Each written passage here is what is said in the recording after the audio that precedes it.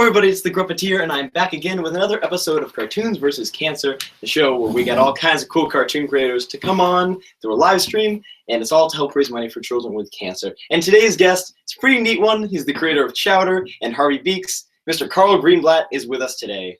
Hello! And since, as is customary on the show, he cannot be physically with us, we have trapped his soul and body inside of this little can of Progresso Chowder. Progresso, please sponsor us. And he'll be answering questions to that. And with the answering questions, please feel free to write questions in the comment box. We'll definitely have them answered. And make sure to donate. There's a link in the description. And with that said, so Carl, let's start at the beginning, I guess. I read somewhere that you quit your job because you saw an ad in the newspaper when you got into animation? Close. I didn't quit till I had a job. But no, I was working in New York at an advertising agency doing as an art director, doing commercials and print ads and things like that. And there was an ad in Animation Magazine. Like the very first page said, hey, we're Nickelodeon, we're looking for people. And I was a big fan of at the time, Rocko's Modern Life and Ren and Stimpy and a lot of those Nick shows.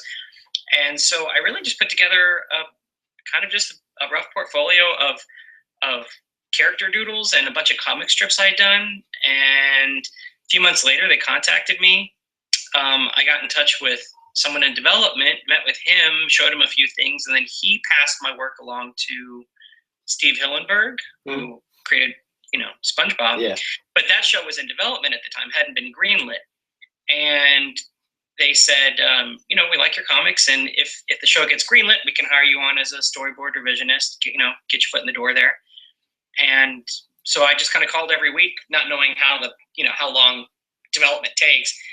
And when it finally got the green light and they said, you have a job, I quit my job in New York and kind of took a little bit of a cut, but I knew it was something I really wanted to do.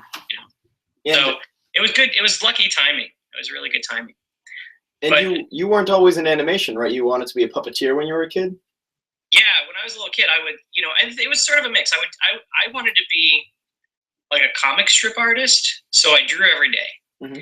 I drew comic strips. I'd bring them into school and show them. I drew them all through college. But for a long time, I really wanted to work with Jim Henson. I had a lot of puppets. I'd lay in bed at night and just mouth them to all the songs on the radio. Yeah. I got to work Audrey too in the school production of Little Shop of Horrors. Oh, that's awesome. Yeah. So no, I was like obsessed with the Muppets, obsessed with the Sesame Street, just all that stuff.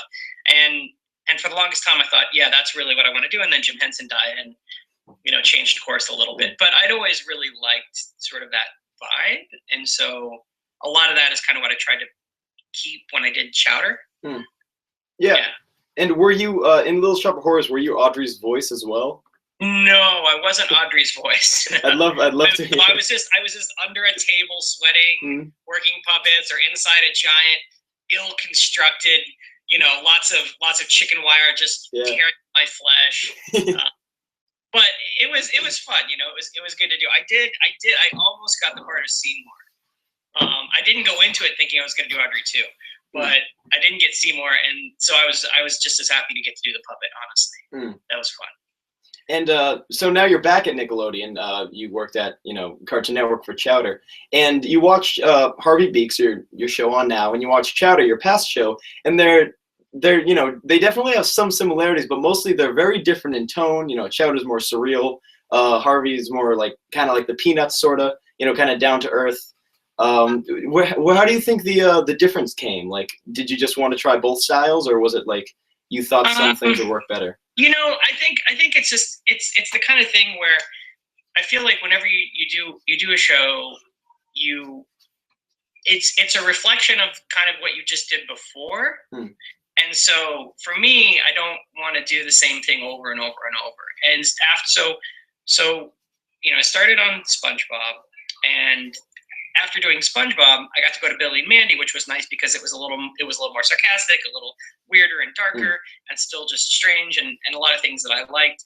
And then during that, I was like, okay, I sort of done that now, and Chowder was meant to be like sillier and more surreal and still sweet, but a lot of what I thought about on Chowder came during my time on SpongeBob, where you start thinking, you know, well, what if I could be like a little more serial? What if I could just melt the backgrounds away? What if I could just do whatever I wanted to do and use the medium to its full potential? And a lot of that thinking kind of led into where I ended up with Chowder.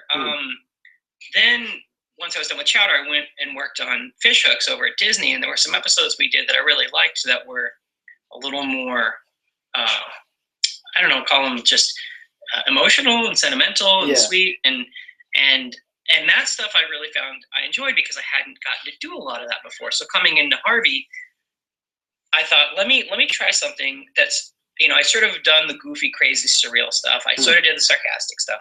I've done all that. What haven't I really done before? And I thought, well, one thing I really, really like is that tone that you see in Peanuts and you see in Calvin and Hobbes, and there's this sort of non-ironic, innocent, you know, feeling of childhood that still treats it with a little more depth and a little more sincerity, and you get to see sometimes bittersweet side of things, or you get to see, you know, it just, I got really excited about doing that. To go into another show is a lot of work and a lot of stress, and I thought, I don't just want to repeat and do Chowder 2. So for me, it was important to come in with that different point of view in doing Harvey. It's a kind of a well-known quote of yours that you like the idea of you know, characters and making like a substance and a tone of the show before you do the art style. But in the comments, Schreider's asking, Schreider, last name which I can't pronounce, is asking, how did you come up with the art styles for both shows? I mean, I draw the way I draw for the characters. That's I mean, I think that's where you see most of the similar DNA is just in the character design, because that's sort of how I tend to draw. But when I think of the overall background look, you know, there is always a theory behind it. So the theory in Chowder was I really wanted to do, let me back up. At the time, I was seeing a lot of shows on TV, a lot of shows that I really liked and thought looked great, but they were very flat, very designy shows like Foster's and Samurai Jack. And you know, my feeling is I'm not going to outdo them in that look, and it's not really my style. And I kind of have always liked more noodly, scribbly art. I've liked things that are a little messier. And so when I started putting together Chowder, I looked at the movie Wizards. I wanted sort of that bleedy watercolor look to it. You know, I wanted a world that just felt really messy as in lots of detail, lots of line work. Felt very lived in. Yeah, like Scarface Hewlett kind of style. Yeah, and so I worked with the designers on like, how do we do this without it overpowering? How do you do it so the characters still read on it? How do you make it feel kind of cluttered in a way without it feeling cluttered? You know. Yeah. And then also having that kind of blending color where you don't necessarily have to define the edge of everything. And so we found the system of we took Doc Martin inks, dropped them on paper, let them spread, scanned them in the computer, and then the line work was done with pen and ink, scanned that in, overlaid it. And that gave us sort of a starting point of all this blending color, and then you can just select different areas and hue shift them, darken, lighten them, and kind of create the colors out of that. But it still looks very painterly. And then going into Harvey, I thought, okay, in this show, to kind of complement this idea that I had of what I wanted the world to feel like, it was sort of this Winnie the Pooh world of that watercolor world, but putting like what I kept saying, like a punk poster ethic on it. And the early pilot had a little more of that. It was a little more cut out and everything. It evolves. You know, I brought in Bill Deli as the art director, and he comes from a much more realistic lighting, tonal world. He painted on Iron Giant and Beauty and the Beast. He did color supervising on the Kung Fu Panda TV show. And so what I said to him is, your sensibility and kind of barf it on the page where it gets a little more messed up, splatter a little bit more, let things bleed a little bit more.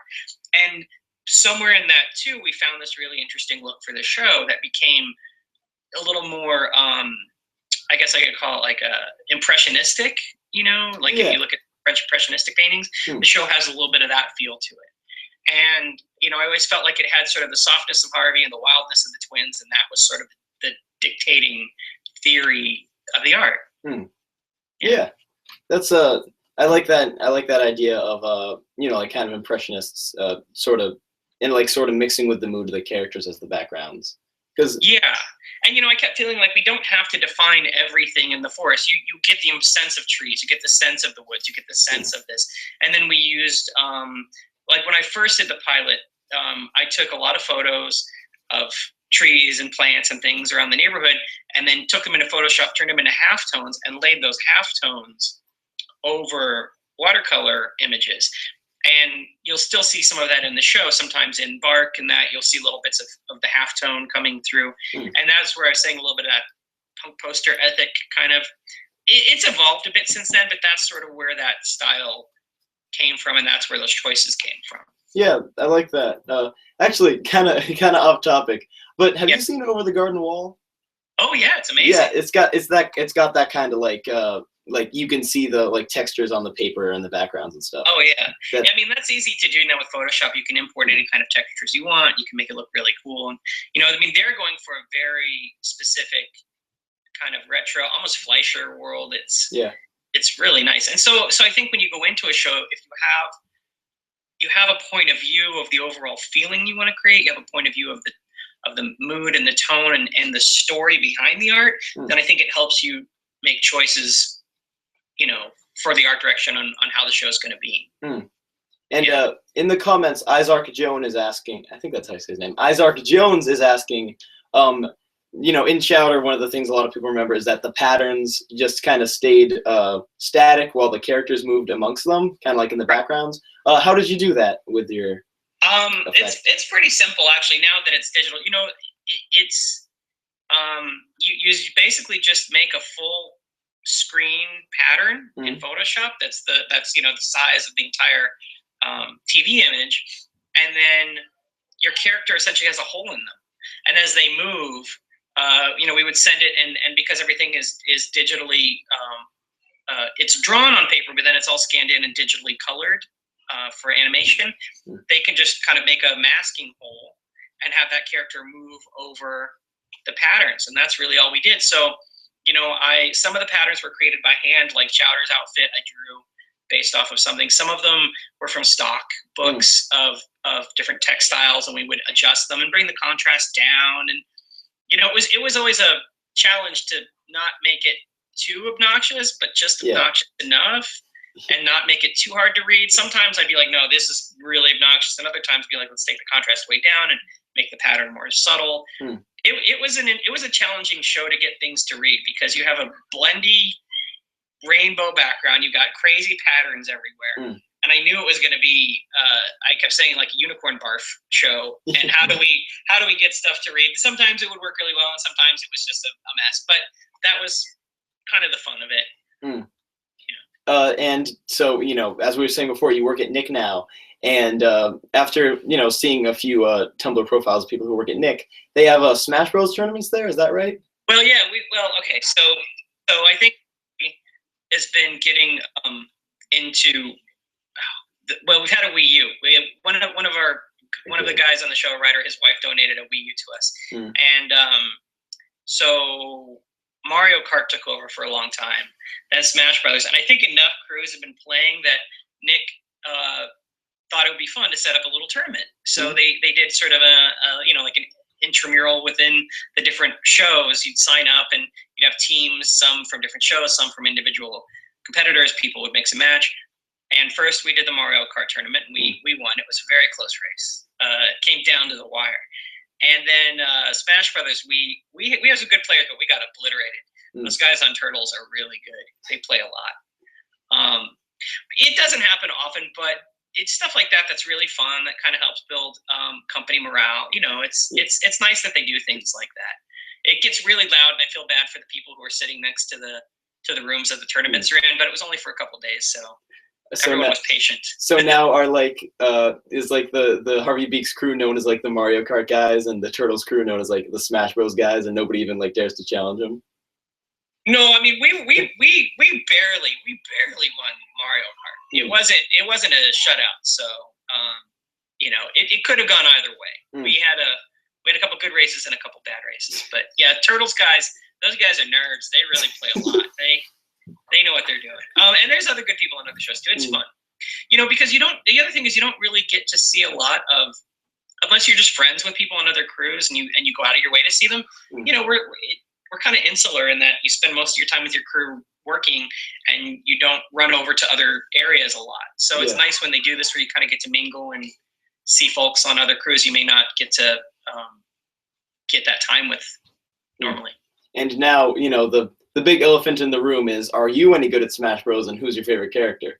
I'm not terribly good at Smash Brothers. I just tend to hit random because I don't like to pick. So I haven't given it enough time to get good at any one character.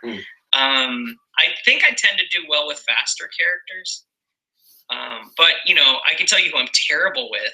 You give me Falcon, and I just keep flying off the edge of the things. So yeah, any of those guys with dash moves, I'm terrible with it. Like the back and forth thing. Yeah, the back and forth, he'll just fly off the edge and fall. So yeah. Star Fox is a mixed bag when it comes to Smash Bros. Characters. Yeah.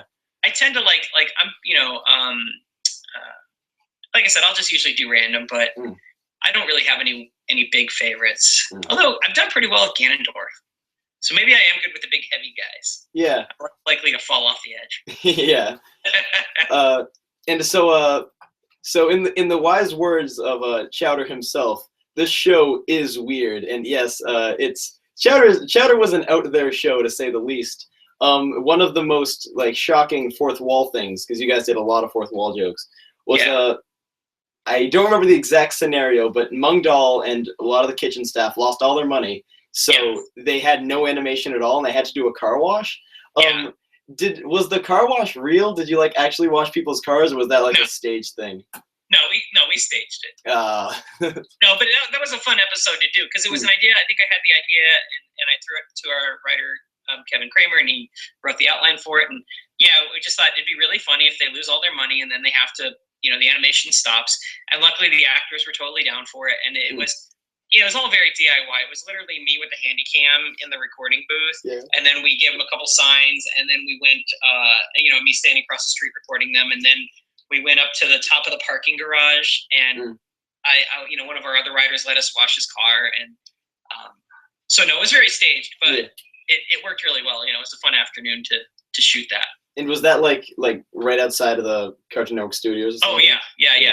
On the corner they're standing, that's the front door of the studios. Oh really? Oh yeah. Cool. We had no budget for a shoot. It was literally, all right, let's go outside. All right, follow me. All right, everybody get it walking. Done. All right, start washing this car. All right, cool. Or a high pace car race to wash the car. One person's shooting bubbles and water out, and it's all Fast and Furious.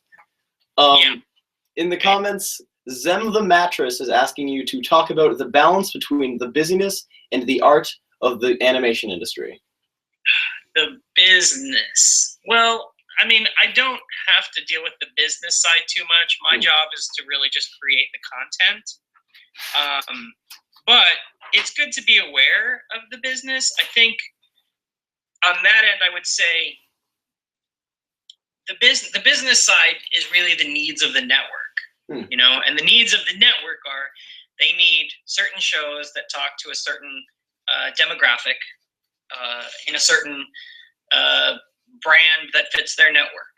And by brand, I mean the tone of the show, the type of the show, the type of characters. A lot of that, I think, has to do more when you're pitching and the type of show you bring to the network and seeing if that's the fit. Once they pick the show, it typically is what it is, and they're going to let you run with it, at that point. For me, the business side isn't something I think about it more in the sense of how is our show going to be seen by people, and that's really changing drastically right now because because of the internet. When I started in this business, you only had cable. Yeah. Now you've got YouTube and you've got streaming and you've got all these other things, and all of these companies are really trying to figure out, their business model is based off of selling advertising, toys, cereal, that kind of stuff. Mm-hmm. That's what pays for animation. If it all goes online, they have to figure out new ways of making that money. That's not really up to me necessarily, but I think about it. I think about like how are kids going to see what we're putting out there? How are they going to get to, and so I know like right now Nick is in that transitional stage. They're figuring out like where do we put our content, but it doesn't really affect my day to day. It doesn't affect the choices I make for the storytelling or any of that kind of stuff. Mm-hmm. Down the road, it may affect like our budgets. It may affect the length of the shows. Things may get shorter. They may become, more little 3-minute things online. We don't know. I'll be curious to see where the business is in 10 years from now. But in the meantime, it's still the same skills. It's really just telling a good story and making characters people want to come back and see again and again. And that's really kind of what I focus on. And speaking of the demographic on Nick, I won't, say any shows are good or bad. But your show is definitely more different than some of their lineup shows. It's funny because I had a lot of people even say to me, like, why'd you go to Nick with this show? And I was like, because to me, this is a quintessentially Nickelodeon show. When I kind of started putting it together and figured out what the show was and what I wanted to do with it, in my head, I was like, wow, this really does key back to a lot of the shows I really loved about Nick, during its heyday. Yeah. And so it felt like it really was appropriate for them, and it felt like it kind of hit what for me is the Nick brand, like it's sort of sweet. It's got a lot of heart. It's weird. It feels unique, but not, I kept saying, like, to me, this show doesn't reinvent the wheel. This is not a edgy pushing show. I just wanted to make a show that for me felt fresher and something you weren't seeing on TV a lot. It's weird. People are like, I haven't seen a show like this, but I'm like, I don't feel like we're doing anything drastically new. I feel like we're just doing something that's hopefully well done and treats kids with a little more respect. Yeah. Yeah, because, kind of in the vein of what you're saying about old school cartoons, it does kind of have like that slice of life, Hey Arnold kind of stuff to it. Yeah, exactly. I think it's like a funnier Peanuts or a funnier Hey Arnold. I mean, Hey Arnold was a good show, but it wasn't really built for laughs all the time. And I mean, that's something we're trying to, at least. Yeah. Put laughs in there. And the other thing is, I said to Nickelodeon when I pitched it, is like, look, this show is different than a lot of the stuff you guys have on the air. It's not big and loud. It's not crazy and zany. It's not super fast and in your face. And to their credit, they were totally cool with that. They were like, yeah, that's fine. We have shows like that. We don't mind having something a little different. So that was really nice that they were willing to take the chance on that, and not force it to be cookie cutter like every, like other things that they already have. I'm not saying they forced those shows, but I'm saying I think you tend to see a lot of similarity for a while, and then I think what you're going to see coming up are other shows that feel a little different coming down the pipeline because other voices are being heard, I guess. Yeah, so it'll be good. And on the site, it sounds like you have a pretty good relationship with Nickelodeon, but in the comments, Pinata Time would like to know, what's your current relationship with Cartoon Network? I don't really see them, you know what I mean? Like, there's a couple people I know there that I really like, and that I keep in contact with from back in the day. But it's a lot of new people. It's a lot of people. There's changes that happen, so I don't really know all the people there. I really like the work they're doing. I've had a lot of respect for the shows they put out. A lot of really talented artists over there. A lot of them you worked with, actually, back when they were with you. Yeah, some of them definitely, like Pete and those guys. Yeah. And Uncle Grandpa. But Adventure Time's a great show, regular show.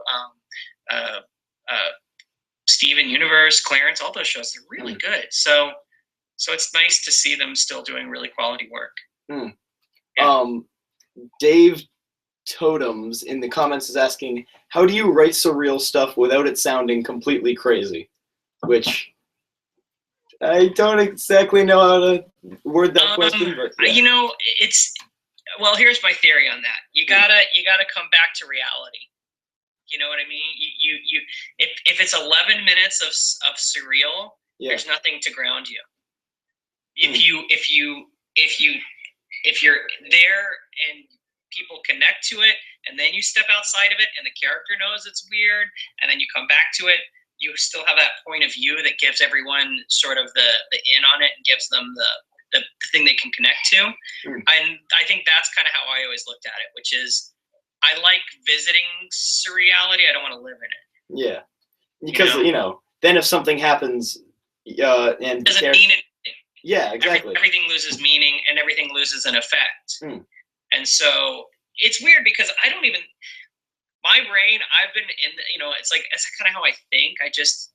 Maybe I'm just hardwired for it. I've been doing so long, but you just look at things and you just think weird thoughts, and it's just, so to me, Chowder wasn't that weird at the time. I'll look back at it now, I'm like, whoa, we did some really weird stuff. When you're doing it, it's just like, that's really funny.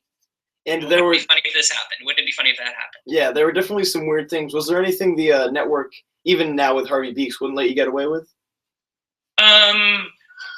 No, honestly, the only things you can't do, you just can't do. The only things that they say no to are things that are inappropriate, which is given. Yeah. What? Yeah. Yeah, we did get away with meat swords, which is a little inappropriate, but it's not super inappropriate. And then what's called imitatable behavior, meaning you can't. If you have the characters doing something that a kid could do and get really hurt doing, and it's not kind of done in a cartoonier way, they call it if you have a kid just picking up a knife in a kitchen and slashing it around, they're not really happy with that. Or you have someone climbing up and jumping off the roof. It's become a little more of an issue than it used to be. I mean, Looney Tunes cartoons, you can have people shooting each other in the face with shotguns, and it's a different world we live in now. So sadly, that stuff happens, and so we don't. Those are the things they typically come down on us for. But we're aware of that. We try not to put those kinds of things in, obviously. No, the notes that we get really aren't so much about what you can't do, but they're more about what things we may have overlooked from a story point of view, things that maybe aren't reading as clearly, things that could be pushed a little bit more. Sometimes it's just, can we pump up the third act a little more with something a little crazier? Could we, we're losing sight of what this character wants in this scene. Yeah. Those are typically the notes we get. The standards notes are all pretty straightforward, and you can usually expect them. We put in a joke, we're like, yeah, we know that's not gonna. Yeah. I mean, because you've been doing it for a while. You can't just be surprised when well, they won't let us do that. It's I can't have a kid with a gun riding a dog. Riding a motorcycle with no helmet and a seatbelt. Yeah. You always have to do the seatbelts, and you always have to do the helmets. Yeah. I didn't know the helmets. The good thing is, apparently, they told us that unintentionally, Harvey Beaks is a dream for standards and practices, because as a character, he is the kid who always wants to wear the seatbelts, and he is the kid who always wants to wear the helmet. So, I know. So he makes it easy on that end. Yeah. Or maybe the network's Carl, could you maybe do an episode about keeping clean? And they're we have episodes about keeping clean. Yeah, they never really dictate to us the content of the show. They never come to us and say what they want. The only thing they'll ever say is hey, it'd be nice if we could get a Christmas special. And that's more just around we want something special we could promote. Could you do a Halloween special? Could you do that? But they don't really dictate any of the content to us or tell us what we should or shouldn't do. They just tell us again what their needs are, and if their needs are we need a 22-minute special here, then it's okay, we'll figure out a fun thing to do for that. And you said you wanted to make a cartoon that's relatable to kids, that kids can understand. But in the comments, Cash at Kinsdale is asking, what do you feel about the argument that cartoons are for kids and only for kids? Oh, I don't think they're only for kids. No, I'm a big fan that animation is a medium. It's not only for one person. And I loved cartoons my whole life, but cartoons on these cable channels are directed for a certain audience. Now, that doesn't mean that they can't be entertaining for more than that audience, but they have to be appropriate for that audience. You know, and so that's kind of what it is. It's like whatever we put out has to be appropriate to a 9-year-old. It has to be interesting to a 9-year-old. It has to connect to a 9-year-old. But my hope is that anybody could watch it and still enjoy it, you know? And that's how I felt about Peanuts. That's how I felt about Calvin and Hobbes and shows like that, or comics like that. Yeah. You know, to me, it's more, I look at it as family entertainment. It's something parents could watch with their kids. Anybody at any age could watch. Animation fans could watch. But at the end of the day, I mean, I'm doing it to entertain myself and things I like, but I always have to step back and say, is this something, if I was 9, is there something in here for me? Yeah. Is there something in this story that I would care about? I'm not going to do a story about taxes. It's not, you know what I mean? Yeah. So I don't subscribe to the theory that animation is just for kids, but what I make is for kids and more. Right? So yeah, I can understand. I mean, I don't look down on animation as a kiddie thing. And I think when you do that, then you make bad stuff. Yeah. You know, I make things that I would like to watch as an adult who likes cartoons. And it's still appropriate for kids. That's always been my theory on it. And as an adult who likes cartoons or animation, any favorite animated movies or TV shows? Oh, the favorite question. That's always hard. I have many favorites. I grew up with lots of Disney movies, loved Fantasia and Robin Hood, that era of like Aladdin, and, all those movies. I really like Miyazaki movies. Oh, yeah. There's a lot of anime that I really like. But I like South Park and Bob's Burgers. I watched so much Simpsons in the 90s. A lot of those are influences on me. And then just so much Looney Tunes growing up too. Yeah. Pretty much would watch anything I could on TV. Any animation. I watched good, bad. I was a child of the 80s, so yeah. I watched all that stuff. But yeah, I think my favorites. To me, the favorites change, but, if you said, like, what's big influences, I would say, Looney Tunes, Disney stuff, Miyazaki stuff. Akira was a huge influence when I first came across that. Because seeing Akira, I saw that, I think it was in high school. And a friend of mine had it on VHS, and we watched it, and my mind was blown because I'd never seen, everybody takes anime for granted now, but I'd never seen animation that wasn't for kids. And here it was like violent and weird and exciting and mind-blowing. And so I just thought, you can do that. There can be stuff that's not, not just like for little kids. And so that really opened up my mind. And now there's so much anime and it's so much, it's like, you just take that for granted. But back then that was a kind of a revelation. Yeah, the teddy bear scene in Akira is still one of my favorite. Like, oh my god! Ever is like anything's. And just those bike races. And, it was. Especially the time it was made too. Even today that's really impressive. I know. And just the amount of craft in that is crazy. I love it. Yeah. I haven't read the books, but the books are great. And so the crazy thing is, I read the books after I saw the movie, and the books kind of follow it, and then just take a crazy left turn and go, and then they keep going and going and going, and then you're just like, this is nuts. And even the art in the books is so good. They're very much worth the read. And then comments is asking you, say, like all those old Looney Tunes and stuff. How about Tom and Jerry? Oh yeah, lots of Tom and Jerry's. I loved Tom and Jerry's. I think I was probably a fan of just the really older Tom and Jerry's. The later Tom and Jerry's they kind of weirded me out, like the Gene Dyer stuff, and like even the Chuck Jones stuff was okay, but the early ones I really, really liked. Yeah, personally, the Chuck Jones, he's great in Looney Tunes, obviously. Right. His Tom and Jerry's pretty good. It's weird because, and now you can look back at it, it's like, oh, he sort of was falling back on formula.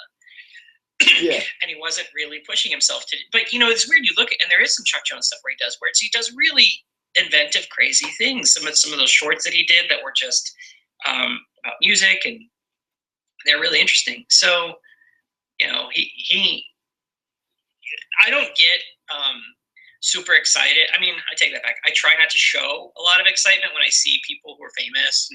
But one time I saw him in an airport, and I got all like giddy and crazy. And I think I had to walk up to him and just say hi. And I don't usually like to bother people, but it was Chuck Jones. Come on, like how many people are running up to Chuck Jones and saying, "Oh my God, you're so awesome"? So I thought, well, maybe that'll make his day. Wow, and he probably, I mean, he was pretty well known, but like in a certain group of people, I mean, it's great to just recognize him out of the blue. Yeah, at a random airport. I remember I saw Alex Hirsch at an airport once, but at the time I had no idea.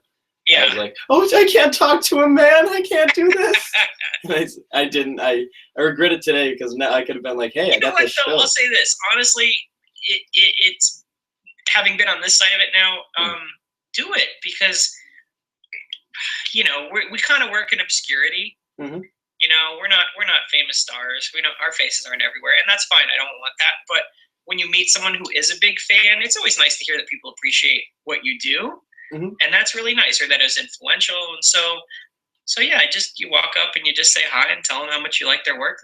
That's never who doesn't want to hear that? Yeah, exactly. Yeah. Outside of like cons and stuff, has anybody like recognized you on the street or something before?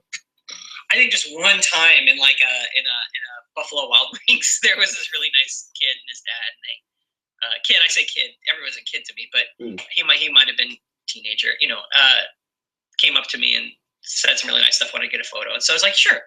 But no, not usually. Oh, yeah. And that's fine. Like I said, I don't want to be that kind of famous. I like my work to be seen more than me. And with you being, prevalent in your work, Isaac Jones would like to know who made the Chowder puppets, and do you still have them? I know we were talking about this before, but yeah. So the Chowder puppets were created by a company called Screen Novelties. You can go to their website and check it out. They're a stop motion animation company. They did all the stop motion in Chowder, and they did all the puppeteering and puppet work too. They're based here in Los Angeles. They did that Elf special, the Elf. The new one. Yeah. The one that was on NBC. Yeah. They did that SpongeBob stop motion special, the Christmas one. They're really great, bunch of super nice guys. So they did the puppet building and shot all that stuff for us. I sadly do not have those puppets. I only have the one of myself, but those I think are in storage somewhere. Cartoon Network kept them because they paid for them, but I would like to have them. Honestly, I don't know where I would put them, but it would still be cool. They're really cool puppets. And where's the well, there's two actually. Where are both the Carl puppets? Do you like keep in your office? Well, so I have the one from Chowder at work, and then the other one was made by someone at Nickelodeon. I don't have it. I think they wanted to hang on to it in one of the departments. Maybe I'll get it someday. But yeah. I wish I just had a Gruppeteer puppet sitting around somewhere. That'd be great. Yeah. When you're like trying to talk to the executives and they're really not listening to your ideas, you take out the puppet and you're like, you can't say no to this. Right. That'd be great. And then another fourth wall thing you did in Chowder alongside the puppets. There was and this is just a me thing because this has always been on my mind. There was an episode. I don't remember which one, but the baby dancing pig episode. Yes. It might just be a bad thing to ask, but explain maybe. All right. So the story behind that was an episode called The Deadly Maze. All right. Pete Browngardt did that, the creator of Uncle Grandpa. Uncle Grandpa. So that should give you a little bit of an understanding. All right. Yeah. So in every episode of Chowder, I would usually pick a scene or two that we could do as stop motion. We had enough budget to do like one little, clip. Yeah. And I would usually try to pick something that was like talking food or just something a little weird, and that we would send over to the guys at Screen Novelties. And I would kind of just let them do it in whatever format they wanted. I just said, you guys choose however you want to animate it. If you want to do it stop motion, if you want to do it clay, whatever you want, it's up to you. We sent this weird dancing creature thing, and they thought it would be hilarious. They found some guy in like Europe or somewhere overseas who didn't speak any English. Yeah. To do this animation and to do it, I'm not going to say poorly, but to the best of his abilities. Yeah. And sent it back to them, and they showed it to me, and I never laughed so hard because it was like this weird nightmare fuel, and that was sort of how it came about. So they find this guy to like do like the cringiest job he can, and they send it to you. Well, because it's just sort of like he was just making weird. I don't think he was very pro. I think it's just some guy who was doing stuff, and I don't know if they saw something of his online or how they found him, but yeah, they were like, "Hey, can you animate this creature for us?" Do you remember any other times that they surprise you with something weird? That was the biggest one. Most things are pretty straightforward. Yeah, because even I remember being like, how did you do this? But yeah, that's the story of the demon baby. And I know you said you could choose one or two scenes from an episode to do stop motion. Did you count the screen transitions as scenes? Or I guess no. A lot of times what they would do is they would just make a ton of transitions and then send us all of them, and then we would just pick and choose. So that was factored into the budget. It was like, all right, we're gonna have a bunch of transitions, and then we'll do one or two per episode. Yeah. Bill Clare, which Bill, if you're watching this, we already kind of answered this question, but asked, what are your favorite current animated movies and series? So I guess in the last few years, I know you said Bob's Burgers and South Park. Yeah, I always really like Bob's Burgers. I'm a little behind on a lot of shows, honestly. There's so many things I need to watch. I cut cable, so all I have now is streaming. So I'm a little behind on the Cartoon Network shows. For a while I was really enjoying Adventure Time, but I'm behind on that. I love Adventure Time, but it's in a different direction now. It's okay. Yeah, it's like a different. I haven't seen it in a while, so. Yeah, because Penn left a while ago. Yeah, and Adam Muto is doing it.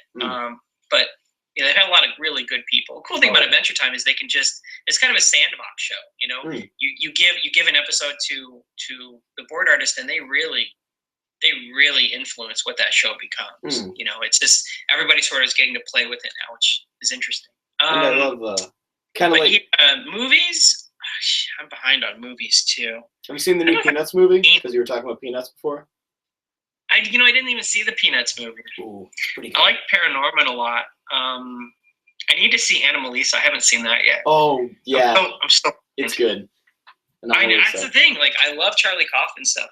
Or at least I always know it'll be interesting. Let me put it that way. Yeah, it's because I know you were talking before about how you kind of like slow sort of things. It's definitely not for kids, but it's very slow. The narrative is very, very good. Yeah, I love how to that end, I really liked. I know this was a while ago, but I really liked Fantastic Mr. Fox. Wes Anderson is. Yeah, I still really love the first Kung Fu Panda. I really liked Despicable Me, the first one. Those are super fun. I think those have been some of my favorites. There's a lot of movies that are on my queue that I need to watch. A lot of French movies. I'm just really behind. Yeah. What are the comments looking like over there? No, nothing? Okay. They're dead. They're dead down there. So I like that at least I'm light Chowder. That makes me happy. Yeah. Pardon? I said I like that I'm light Chowder in the can of soup there. Yeah. This is we're really down on comments. Fewer calories in me. Yeah. You got less sodium. You got 100 calories in you, but 20 from fat. Yeah, this is so let's pick the conversation up a little more. Okay. So where did you go to school and where did you study? My editor says, trying to save the. Look at him, he's laughing away. I grew up in Texas, like in North Dallas, in a town called Plano, and I went to school at the University of Texas at Austin. And I studied advertising, got a communication, degree. With like not an official minor in Japanese, but I took a lot of Japanese, which I don't know why it was interesting to me at the time. Honestly, I blame Akira. Understandable. Yeah. So yeah, and the whole time I was in college, I did comic strips every day. So I was really kind of I am a nerd about that stuff. But yeah, I didn't really go out a ton and do a lot of, partying. I liked school, I liked my classes, and then I drew comics every single day, got them in the school paper. And I would say, honestly, that was the best training for me because I didn't really have a formal art background. I took this interesting art class in high school that was considered what do you call it? A vocational class. It was called commercial art. It was 2 hours every day, and the teacher taught us art as if you were going to go work for a print company or a design company. We learned how to airbrush. We learned page layout. We learned about fonts. We learned about, and this was all like pre-computer, right at the very beginning of Macs. So a lot of it was by hand. But it was good. So a lot of those skills, honestly, are what made me think, oh, maybe I'll go into advertising. That'll be really cool. So less of like fonts and more like penmanship, kind of. I mean, back then it was, we had to draw it by hand. There was transfer letters. Page layout was just starting. Like one of the things we got to do was lay out a menu, and that was really exciting. Got to use Quark Express and lay out a menu. This was high school for me was 86 to 90. Graduated in 90. So yeah, it was really early. And then so doing comic strips in college, again, that was all by hand. It was all ink, pen, paper, really big. You take it into the newspaper. They had big photostat machines. They'd shoot it and shrink it down. But what that did for me by doing a comic strip every day was it was really good practice on a lot of things. One, it let me get better at drawing because I'd have to draw every single day. It let me learn how to condense a joke down to 4 panels and to really get to the point quickly. It let me learn that it takes away the preciousness because you can't finesse something to death. You have to do it, get it done in a deadline, and move on to the next one. And kind of what that teaches you is what's important is not that individual comic, but what's important is that the bigger idea, the characters are interesting, the world is interesting, the sensibility is interesting, and that there are enough jokes that people will come in and check every day. You think about any show you like. Not every show is the best episode, but if you like the characters, if you like the tone of it, if it makes you laugh or feel enough, you'll come back and watch it. And you're like, this week wasn't as good, but I know there will be better, and there's been really good ones. And that's a good lesson to learn because then you don't have to stress that everything has to be exactly perfect because perfection isn't really attainable, especially when you've got a timetable, a ticking clock on you. And so that was really good training for TV. And that idea that these episodes, we do the best we can in the time we have and you move on to the next thing. And you hope that the overall feeling is enough that people really love the show. And do you remember what their comics were about? Oh, yeah. I've actually been thinking about scanning them all in and putting them up online so people could see them. But like, here's my 18-year-old me, doing comics. I had a couple. One was called Bingle the Goat Boy. And it was kind of weird. It was about this couple, and they go to a circus, and they see this little goat kid, and he's being mistreated, so they take him, and then they're hunted by like the ringleader and killer clowns, and it's really weird, but it was really fun, and it was kind of cool to do sort of an ongoing story. And then I would balance that with comics that were just like a one-day random joke, usually a bad pun or something. And so I got all that out of my system, and that one I called the Glum Club. Just like the opposite of the Glee Club. But then years later, I did some comics for Ad Age magazine, which is an advertising trade magazine. And so that was cool. That was like once a month. And then by the time I started working in animation, I sort of stopped doing comics just because, all my drawing energy sort of went into the shows. And you said before that you were interested in like Impressionism. Are you interested in fine art? I enjoy looking at it, but I don't do it. I've realized this about myself. I've never really drawn or done art that didn't have the purpose of making someone laugh. Mm-hmm. You know, so to me, it was always in service of a story or a joke. It wasn't ever just, let me make something beautiful to look at. I can really appreciate that stuff, but it wasn't what interested me. Maybe when I get older, I'll be like, nah, I'll just turn into a painter and just do pretty paintings and stuff. But I've never really done that. Yeah, it's just, for some reason, I just always want to goof it up. It's hard for me to take it seriously. And of course, speaking of fine, high art, I would like to ask you about Fred Fredberger, who was the character you voiced on Billy and Mandy. Do you remember the process of how Fred came to be? Yeah. Okay. So I got the outline for that story. Fred was not in the outline. The story was about Billy and Mandy fighting for custody over Grimm.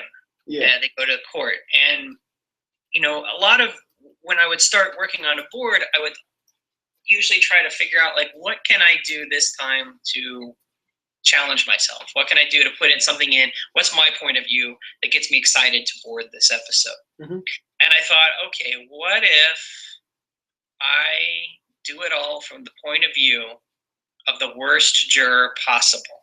Who would be the worst juror possible that poor Grimm's life is in the hands of? And then I started to think, okay, so it's got to be just the dumbest dude. If you haven't had to do jury duty yet, but when you do, you'll realize. When I do, oh dear God, all these people's lives are in the hands of the dumbest people ever. Yeah. It's really frightening.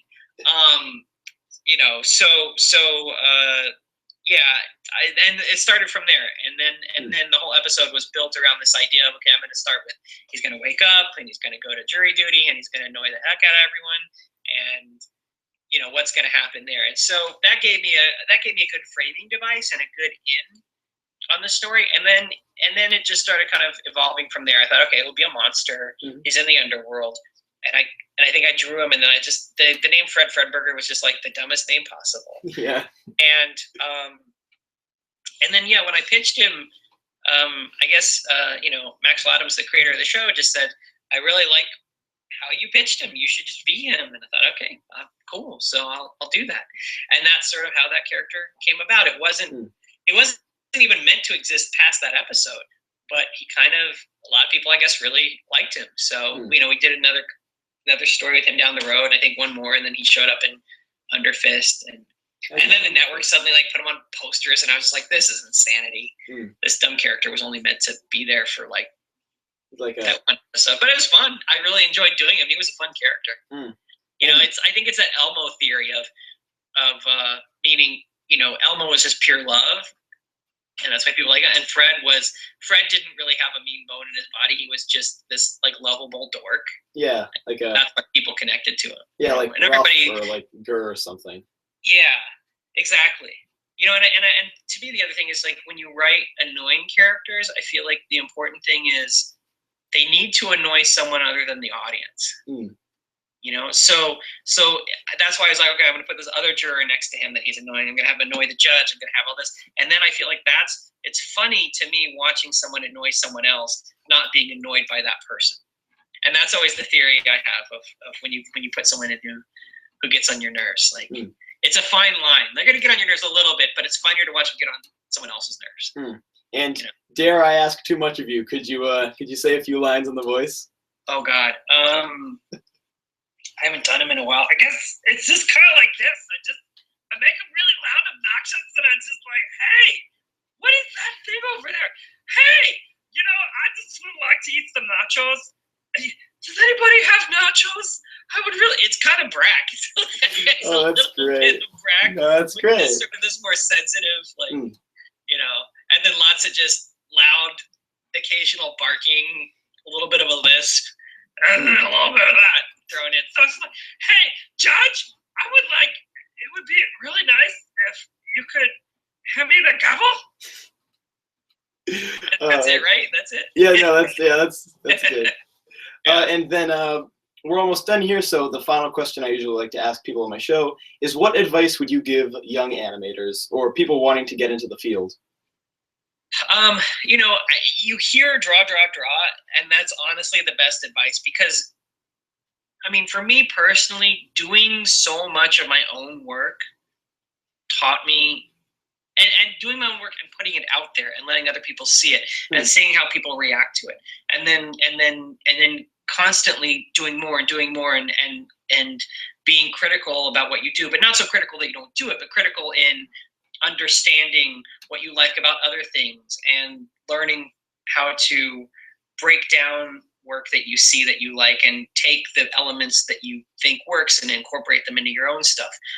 It's super important that no matter what you do, you're just, whether you want to be, an animator or a storyteller or a painter or whatever side, just, you have to do it. You have to do it over and over and over and over again, so that by the time you're ready to enter the business, you've got a baseline, solid, I don't know. It's like muscle memory. It's like, I would say, if you wanted to be a musician, you'd practice every day. If you wanted to play sports, you'd be practicing every day.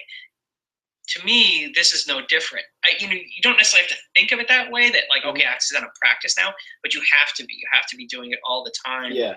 Especially in the beginning, and really building those muscles and really building that critical thinking. And, when you're starting, you don't have to think, what's my voice? That comes in time. You'll start to see that because that's a collection of your tastes and values and choices and all those things you put in. But at the beginning, I think everybody wears their influences on their sleeves a lot more, because you're trying to mimic the people you really like and the things you like, and that's okay. And then you'll slowly start to put your own spin on it. Be open to other influences than just the things you like. Otherwise, it could become very myopic. Look at other artists and classical stuff. But if you're interested in storyboarding or storytelling or directing, break down movies and shows you like. Look at the shots, the compositions, what they cut to, when they cut to things. There's a whole world of stuff that's already been done that's really good that you can consume and learn from. But at the same time, you have to be making your own stuff, because consuming it isn't enough. Yeah, you gotta want to offer something, since you took so much. Exactly. And so I would say that's the best advice. Just make a ton of things, put it out there, keep getting better and better and better. And then, hopefully when the time comes, people will have noticed your work and doors will open for you. I mean, that's sort of how the world's working now. I think that's why, people always say like, well, what do I do? I'm like, do a lot and put it online. Let people see it, and if it's really good, the right people will see it. It's a very small world now with the internet. So that's the best advice I'd give. Well, Carl, thank you so much, ladies and gentlemen. Yeah. Carl Greenblatt, the creator of Chowder, which you can see it on Netflix now, right? I think so. I think it's still on Netflix. Yeah. And then Harvey Beaks' next episode is. Well, it might be a while, but you can see it on Nick.com. And I think we're running reruns on Nicktoons. And then I think we're entering a little hiatus right now of new premieres, but if people are patient, there will be a lot of new premieres very soon. So you heard it here, folks. That's a promise. And again, thank you for watching Cartoons vs. Cancer. Please make sure to go to that little link and donate, because that's why the show exists. And momentarily, I don't know who's going to be on next, but it's probably going to be great. So, Carl, thank you again. Thank you guys for watching, and we will see you all later. Goodbye.